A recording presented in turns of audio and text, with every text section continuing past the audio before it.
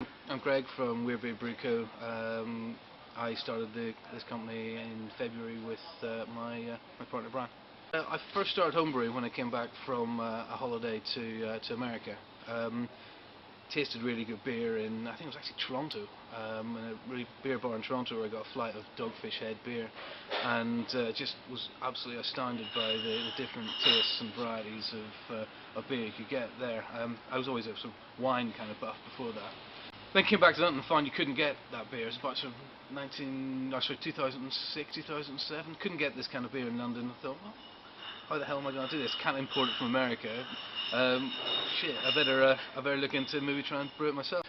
When I started, I just started with the internet and started doing stuff, and I didn't really know about the homebrewing community.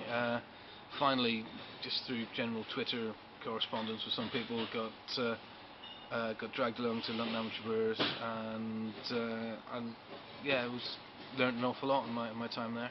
Good bunch of guys, and are very friendly. Give you pretty good feedback as well.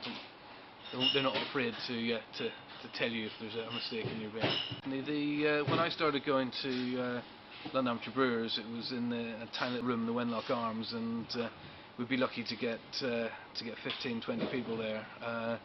Now we tend to get somewhere close to 50, 60 a meeting. Not that I go that up much anymore, I don't have time. But yeah, the whole thing's exploding.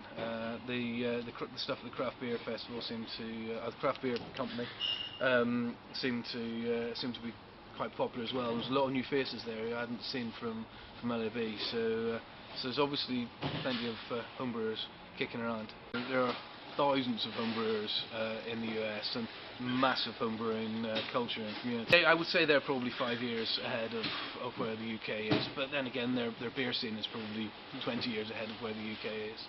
It doesn't stop us trying to do our best to catch up, but I'm sure the best brewers in the UK would be giving the Americans a run for their money. So when we first hit the lights, we ended up renaming it Miss the Lights because it wasn't quite the same. But one of the reasons that was messed up was because the temperature in the fermenter, and our cooling for the fermenters hadn't worked for our first 2 batches. Talking to Evan at the Kernel, he suggested that our fermenters can be sealed. So he said seal off the fermenters, and the build-up of pressure will stop the yeast creating too many off flavours.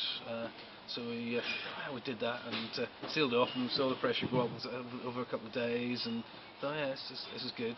So it came time to dry hop the beer, and what you don't realise is pellet. What I didn't realise was pellet hops.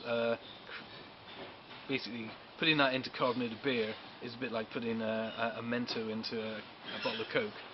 So 8 kilos of dry hops go in there, and suddenly I hear sort of like fizzing, and sort of look down and see that the surface of the fermenter is rising up towards me, and I'm sort of up sort of 6, 8 feet on the ladder. So I dived down the ladder and just about missed this jet of beer that comes up, and it was pouring 6 feet out of the fermenter and nearly hit the roof. So it's about 200 litres of beer ended up on the fermenter room floor, which is a bit of a shame.